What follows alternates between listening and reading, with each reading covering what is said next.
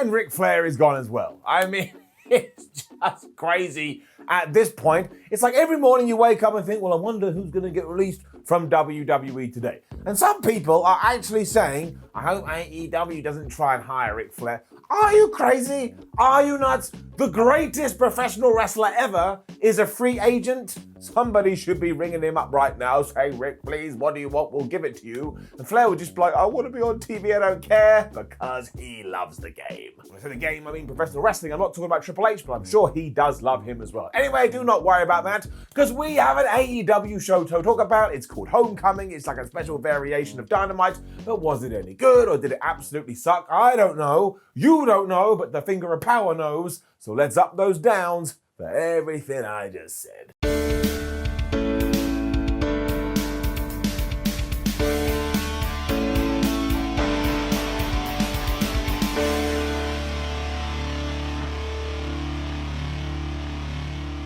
Before we do get into it, as Dynamite did start this week, what was the very first thing I saw? A sign that said, Simon, give this an up, or Simon, please do give this. And then there was an arrow-like structure pointing in a skyward direction. As I always say, you have no idea how much this means to me, so you ask for an up, and you get an up.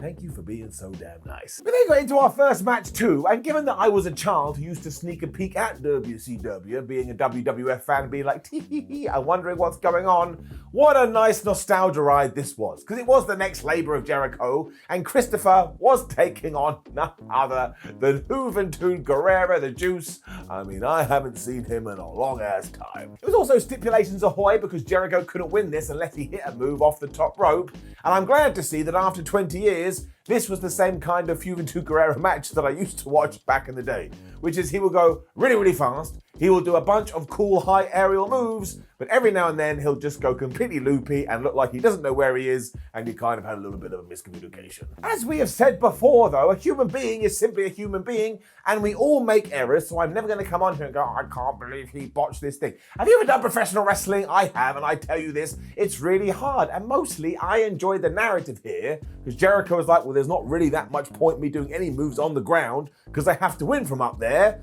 so I'll go up there. He even hit a crossbody off the top. When was the last time we saw that? I also should have mentioned over the last couple of weeks that Le Champion has started doing a double axe handle from the top, and I was someone that was saying I want those old school moves to come back, so that's a couple of thumbs. And there was this really good bit where he did have the victory, but again, he hadn't hit a move off the top rope, so he was like, damn it, what am I gonna do? Well, he came up with a very good plan. He went back up to the turnbuckle, and he hit a flying Judas effect, which is pretty badass. It connected. 1, 2, 3, Jericho survives again. Almost instantly, Wardlow arrived and absolutely wrecked Chris Jericho before Maxwell Jacob Friedman went, hey Chris, how are you doing? This is your fourth labor, and that makes all the sense in the world. But the last spin was the special guest referee is going to be MJF himself, so now you're like, well, how is he going to overcome that one? Surely MJF is gonna screw it. And sure, the actual match itself wasn't as fun or as crazy as some of the other ones we've seen, but it got by to me because again, I was just living in the past, and I just like this overarching story. This whole labors thing has been done really well, and it actually feels like Christopher Jericho is going through it. No, he's getting it up. Andrade and Chavo were then up to their same tricks, because even though Penta was here and Phoenix was here, they couldn't find Pac, because of course these two doofuses had gone this week and affected his travel. He then tried to get the rest of Death Triangle to join him, but as they said, we're not joining you, Andrade. We're not joining you, Chavo. We don't work for anyone, so go away. And then Andrade and Chavo were like, well, you're never going to become champions. I don't really know where this is going to go, but we shall cross our arms and wait and see. And then this Hangman Page stuff is just brilliant. The short version is that we were interviewing the Dark Order when the Cowboy did arrive, and everybody was trying to apologize to everybody else. No, it was our fault that we screwed up and didn't win that match. We're all to blame. What are we going to do? Well, Adam had an idea, or at least a suggestion, or at least a statement, and that is he is so bothered by all of this, he feels like they need to go their separate ways. And that was just another bullet right in the heart. And I get it too. So many people over the last week have been devastated that Hangman Adam Page didn't win this match. But that's the whole point. This is a layered, and this is a depth, and this is a nuanced wrestling story. And I'm sorry, you should be jumping in with both hands, because we never get this. Because this actually made you feel something. It hit your emotional gland, and do you know how many times wrestling has failed to do this? A lot. That's why I love it. What do you mean the hero didn't succeed? It just means we're basically in Act 2, and in Act 2 of any good trilogy, that's when the badness has to rain down. And look, we'll get back to this later, because somehow it gets even better still, but my word is this tick in my box. Everrise or 2.0 or Matt Lee and Jeff Parker were then on AEW Dynamite. And I'm just going to be completely honest with you, I am biased towards these two lads, because I just think they're two really good chaps. So when you see good chaps being put in good situations and having good opportunities, it makes me feel warm and fuzzy deep down in my tum-tum. Also teaming with Danny Garcia here, and it's getting it up. The only problem they did have is the people they had called out were Eddie Kingston, Jon Moxley, and Darby Allin, and that is like turning up to a fist fight and then realizing your opponents have brought some guns. It did kind of telegraph the ending, but who cares, or at least I don't. And an early highlight was Lee was all, man, I want to have a chop battle with Eddie Kingston. So Eddie got in there and just murdered him with the back of his hand.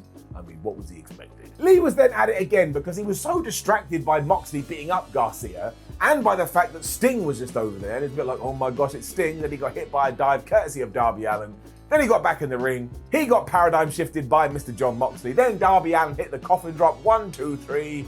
Like I said, I just enjoyed this one. It was so nice to see. And also, when you do take Moxley, Kingston, and Darby Allin, flub me sideways. They are massive stars. Brian Cage and Team Taz then had a chat via promo. Brian Cage was like, oh, I don't like you, Team Taz, and I never needed to be with you, and you don't know what a champion is. And Team Taz was like, man, you've made a massive mistake here, Brian, because it's definitely to be in our faction and out of it, and also, you're now no longer allowed to wear the color orange. That last bit didn't happen. The Elite were then backstage, and they were just being massive idiots. It's almost like that's their job or something. Basketball was the theme of the day again as they were all dressed up, and the things that we learned here. 1, Gallows and Anderson challenged the Dark Order to an Impact Tag Team title match next week on Dynamite. Talking about tag team titles, the Young Bucks went, well, we don't think there's any challenges for us anymore, so we're just gonna go sit home and play Nintendo. And I'm sorry, they definitely meant something by that, so who the hell is coming? Kenny Omega was also overjoyed that Hangman Adam Page had failed and that he had no friends, and Brandon Cutler was like cutting the basketball net off the basketball hoop. And if you are into sort of behind the scenes wink wink nudge nudge things, you need to go and watch this segment. I think there was a call out to Bray Wyatt, there was a call out to CM Punk because Kenny Omega was wearing a flipping Cookie Monster t-shirt, there was a Bollywood Boys t-shirt, there was just ha ha hee hee all over the place. And as a massive nerd wrestling fan, I flippin' enjoyed the hell out of it. Also, as a quick aside too, they are just such a good bad guy group. They know how to push your buttons. Christian Cage then defeated The Blade, and I will admit this kind of came out of nowhere, but as it turned out, AEW were using this to let you know very straight and very clear that Christian Cage is the #1 contender and that this match cemented that. And I get that some people are now shocked that we may be doing Kenny Omega versus Christian for the title at All Out, but firstly, I actually think that's a fine match, but also, it's probably because they have an absolute banger of a card and they have a plan. Christian is also a hero, as the bunny tried to distract him at one point, but he basically ignored her, and my word, all wrestlers could learn from that. And then he was doubly helped out because Layla Hirsch was out here and she chased the bunny away, so that nonsense was gone. Blade also got his too because he is a bad guy. He tried to trick the ref in order to use the brass nuts, and then Christian hit him with a spear. 1, 2, 3, all was said and done. And like I say, later on, Christian did do a promo where he was like, Kenny Omega, I am coming for you. And I'm good with it. He won't win the belt, it will be a good match, this is all fine up. Santana and Ortiz as well as FTR were then doing a little video to continue their feud, and very smartly from Cash Harwood and Dax Wheeler, they are now tying this into the injury they did suffer last week, and being like, oh man, you guys don't get it, whereas the Inner Circle are like, oh, we're going to come back and get a win. Now I'm going to guess this can't happen for a little while, as people do heal up, but when it does, I think we really need to pull the trigger come up with some kind of good finish. Britt Baker was out next, and there is no two ways about it. She has turned herself into a megastar. Like, as soon as Tony Schiavone said her name, all the crowd like, oh my gosh, I can't believe it, here comes DMD. So bravo to her, she has absolutely smashed it. When she started to talk about the fact that she did win the women's AEW title in Jacksonville too, because of course this was homecoming and we were back at Daily's place, all of a sudden she was interrupted by none other than Red Velvet. Baker laughed this off straight away because she was like, last time we fought, I beat you in 3 minutes, but as Red came back with, well, that was ages ago, I'm different now, I've got more experience, and if you look at my record, I have 22 wins and 4 losses,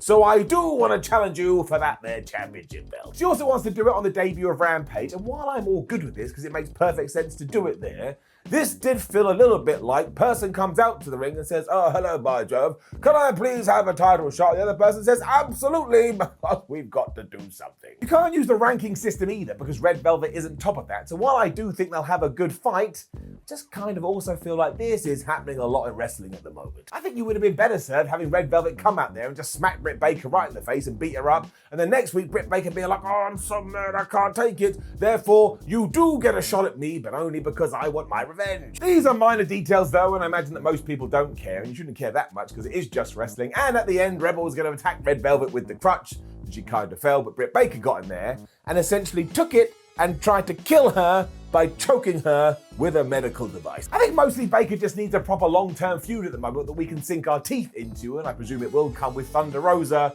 But when you took all of this and put it in a ball, well, I think you got to give it a down. Andrade then beat up Fuego del Sol. Chavo before this was all like, "Man, I'll give you a job cleaning Andrade's shoes." And unsurprisingly, Del Sol didn't want this, so we did kick the crap out of him. And what a terrible time he's having. This happened to him here. Malakai Black kicked his head off.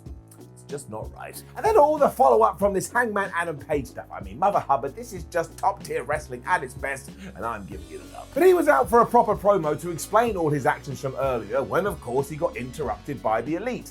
And they were such dicks here, because they were like, "We see what's going on. You want to come back into the group, but we're not going to let you, cowboy, because we don't let losers into our club." I mean, sheesh, talk about kicking a man when he was down. But Hangman was taking none of this, so he slapped Kenny Omega right around the face, and that didn't go too well because the Good Brothers got involved and gave him the Magic Killer. But then all of a sudden, this whole story went Shakespearean. Because the Dark Order did run out to try and help him before Stu Grayson and Dark Order said no, because they're trying to do the right thing by Adam Page. He said he needed this, but at the same time you were desperate for them to save him. My word, the roller coaster this took you on. This all of a sudden became like a puppy being murdered, but then thankfully Frankie Kazarian, the Elite Hunter, was out here. But he can't fight against this kind of numbers game, so he was taken out too. Kenny then ruined Page's skull with the world title, and I'm sorry, this is just the Empire Strikes Back, because now the enemy is on top and it seems like nobody could stop them. We also have a bunch of questions when it comes to the Dark Order, so this is AEW